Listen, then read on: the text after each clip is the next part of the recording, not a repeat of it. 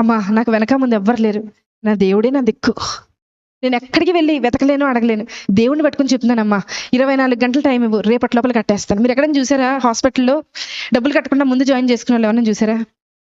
ఆవిడ రిక్వెస్ట్ మేరకు పై డాక్టర్తో రిక్వెస్ట్ చేస్తే జాయిన్ చేసుకున్నాం. సరే ట్రీట్మెంట్ జరుగుతూ ఉంది, చూస్తూ ఉన్నా.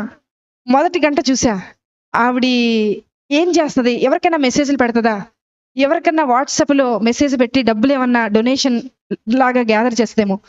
మధ్యాహ్నం 11:30కు ఆ సమయంలో అడ్మిట్ చేశాం.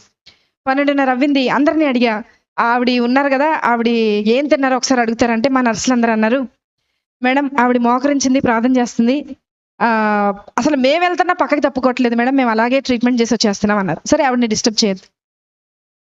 మధ్యాహ్నం 1:30 అయింది, చూశాను ప్రార్థన చేస్తుంది. సాయంత్రం 4:30 అయింది, చూశాను ప్రార్థన చేస్తుంది. రాత్రి 6:30 అయింది, చూశాను ప్రార్థన చేస్తుంది. రాత్రి 9:30 అయింది, చూశాను ప్రార్థన చేస్తుంది. రాత్రి 11:30 అయింది, అంటే ఆవిడ మోకరించి 12 గంటలు అవుతుంది, ప్రార్థన చేస్తుంది. 1:30 రాత్రి, 1:30 అర్ధరాత్రి ప్రార్థన. ప్రొద్దున్న 4 నెక్స్ట్ డే స్టార్ట్ అయిపోతుంది, రౌండ్స్ స్టార్ట్ అయిపోతాయి, సెక్షన్ స్టార్ట్ అయిపోతుంది, అన్నీ స్టార్ట్ అయిపోతాయి, ట్రీట్మెంట్ స్టార్ట్. మాకు స్టార్ట్ అయిపోయింది కానీ ఆవిడకి మాత్రం ప్రార్థన ఎండవల. 7:30 ప్రార్థన. మరుసటి రోజు 8:30 ప్రార్థన. 9ంటికి బిల్ వచ్చేస్తుంది జనరేట్ అయ్యి, ఆ రోజుకి డే స్టార్ట్ అవ్వాల్సిన బిల్ వచ్చేస్తుంది. బిల్ వచ్చింది, అందరు పేషెంట్స్ రౌండ్స్ అయిపోయినాయి, ఈవిడ దగ్గరికి వెళ్ళాలి. నా పైన ఉన్న డాక్టర్ అడిగారు, అమ్మా ఆవిడ బిల్ కట్టారా అని అడిగారు. నేను చెప్పబోతున్నా, నాకు భయం వేస్తుంది, ఎందుకో తెలుసా, ఆవిడ కట్టకపోతే నేను కడతానని చెప్పాను ఆయనకి.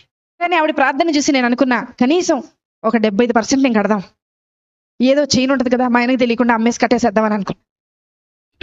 తెలిస్తే ఒప్పుకోరు కదా అనుకున్నా. ఆవిడ దగ్గరికి వెళ్తున్నాం, స్థలం లేక స్టెప్స్ కింద పెట్టారు, ఒక స్ట్రక్చర్ వేసి అబ్బాయికి ట్రీట్మెంట్ చేస్తుంది. అక్కడికి వెళ్ళేలోపు, అడుగు అక్కడికి పెట్టేలోపు డాక్టర్ గారు అన్నారు, నా పక్కన డాక్టర్ గారు అన్నారు, మేడం హాస్పిటల్ అని అన్నారు. చెప్పండి సార్, ఏదో మీరు చెప్తున్నారు అంటే ఇంకా కొంచెం టైం దొరుకుద్దేమో, ఏదైనా ఆన్సర్ ఆలోచించి ఆయనకు చెప్దాం, ఎందుకంటే ఆవిడ ఇంకా కట్టలేదు, ప్రార్థన అవ్వలేదు ఆవిడది అక్కడ. అంటే ఆయన అన్నారు, మేడం యాక్చువల్గా ఈరోజు మా అమ్మగారు చనిపోయి 10 సంవత్సరాలు అవుతుందండి, ఈరోజు 10వ సంవత్సరం వర్ధంతి, వాళ్ళకి చెప్పేయండి మేడం, వాళ్ళకి ఫ్రీ ట్రీట్మెంట్ చేసేద్దాం, వాళ్ళ దగ్గర రూపాయి కూడా తీసుకోతాను. నేను వెళ్ళి లేపానావండి, లేపి తీసుకొచ్చాను.